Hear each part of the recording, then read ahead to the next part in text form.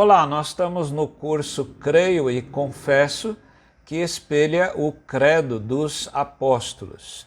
Nós já vimos no último estudo sobre Cristo e a sua encarnação, como Jesus nasceu da Virgem Maria e como Jesus também se encarnou e como isso ocorreu pela dádiva ou pela ação do Espírito Santo.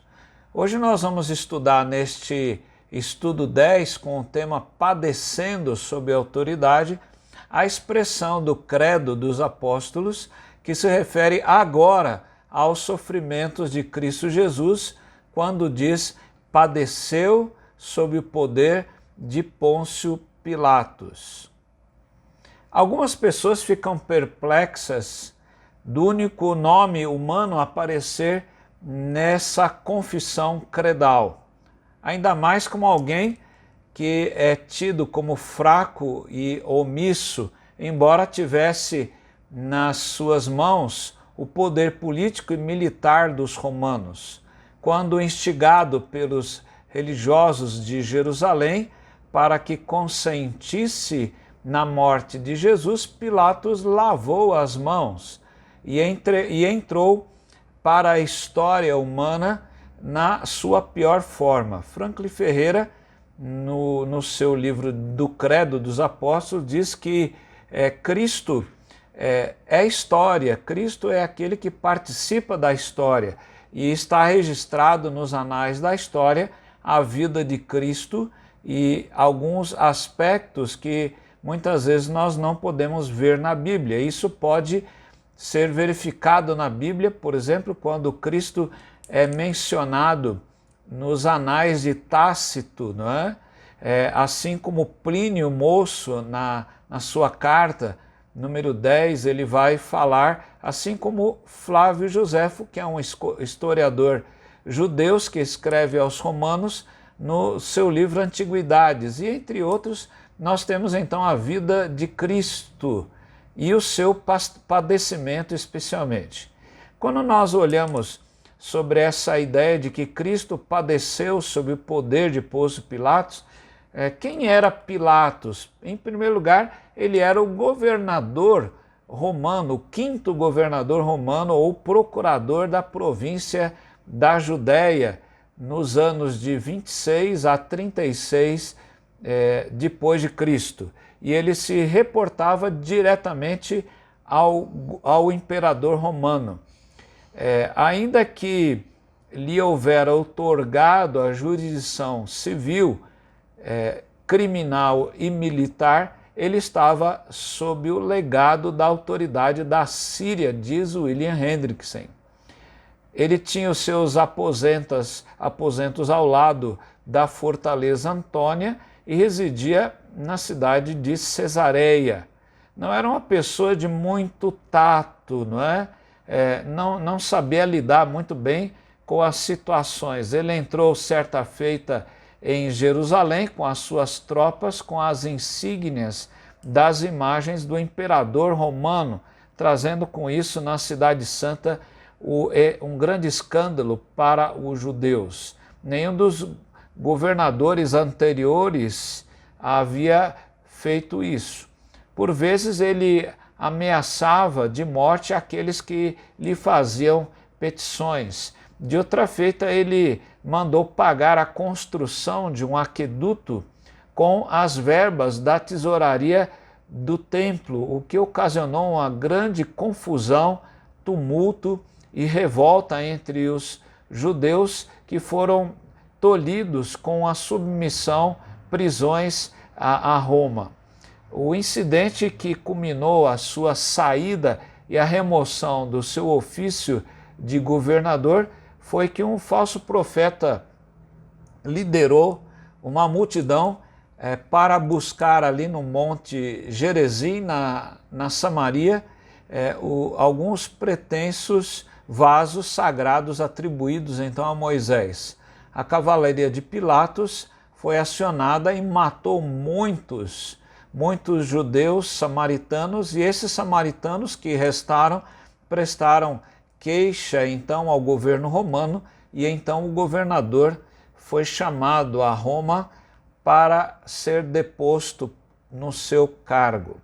Eusébio acredita que, um escritor antigo acredita que Pilatos tenha morrido então, por morte ali pessoal. Ele próprio tirou a sua vida. Não sabemos se de fato foi isso. Qual o poder que possuía Pilatos? Esse é o segundo aspecto. Veja que os apóstolos Pedro e João, quando foram presos por pregar o evangelho em Jerusalém, nas suas cercanias, e agora quando são soltos, eles então encontram a igreja reunida ali numa reunião de oração. E eles agora levantam a voz diante de Deus em conjunto, e nessa oração eles mencionam tanto Herodes quanto Pilatos. Olha o que diz Atos 4, 27 e 28.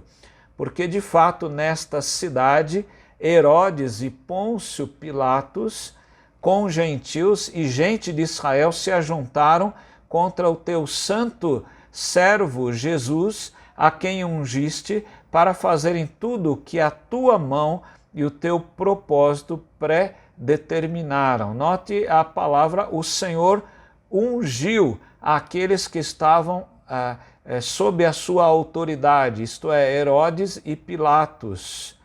Pois toda autoridade vem de Deus, como diz Romanos 13, versos 1 e 2, quando a palavra diz que todos estejam sujeitos às autoridades superiores, porque não há autoridade que não proceda de Deus, e as autoridades que existem foram por Ele, por Deus, não é, instituídas. Assim, aquele que se opõe à autoridade resiste à ordenação de Deus.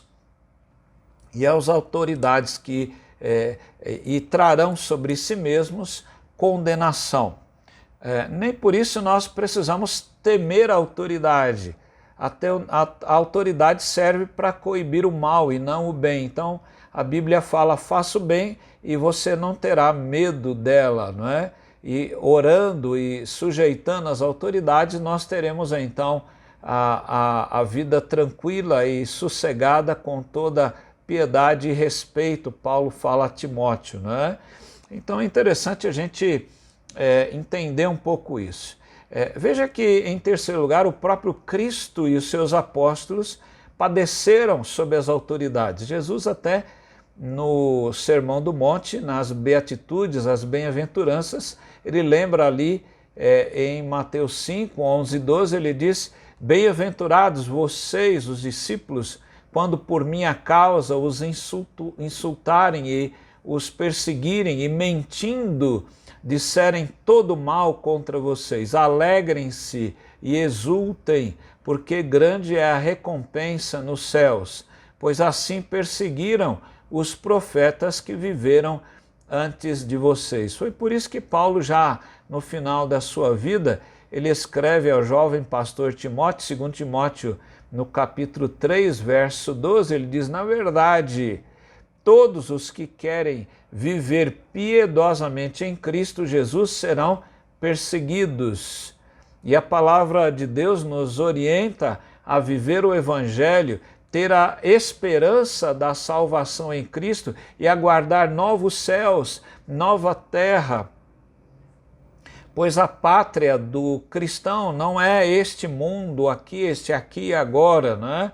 Mas nós somos aqui peregrinos, como Pedro diz, estrangeiros. Em Filipenses 3, 20 e 21, Paulo diz: pois a nossa pátria está nos céus, de onde também aguardamos o Salvador, o Senhor Jesus Cristo, o qual transformará o nosso corpo de humilhação para ser igual ao corpo da sua glória, segundo a eficácia do poder que ele tem de subordinar a si todas as coisas. E em quarto lugar, nós devemos ter identificação com Cristo no seu padecimento. Em Filipenses, no capítulo 2, de 5 a 8, Paulo diz: tenham em vocês o mesmo modo de pensar de Cristo Jesus. que mesmo existindo na forma de Deus, não considerou o ser igual a Deus algo que deveria ser retido a qualquer custo.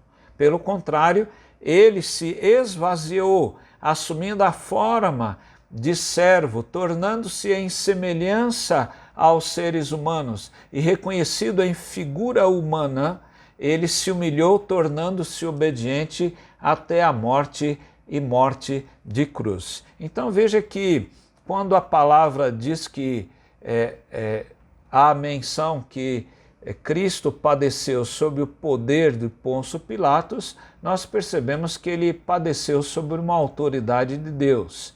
Isso não nos impede de viver o cristianismo, ao contrário, nós devemos vivê-lo na sua plenitude, mas se vier o sofrimento, Deus sabe o porquê de todas as coisas e Deus estará sempre conosco. E se Ele um dia nos levar, estaremos para sempre com o Senhor na sua glória. Que o Senhor o aquiete neste momento de vida e o Senhor abençoe o seu coração para a glória do nome de Jesus. Amém.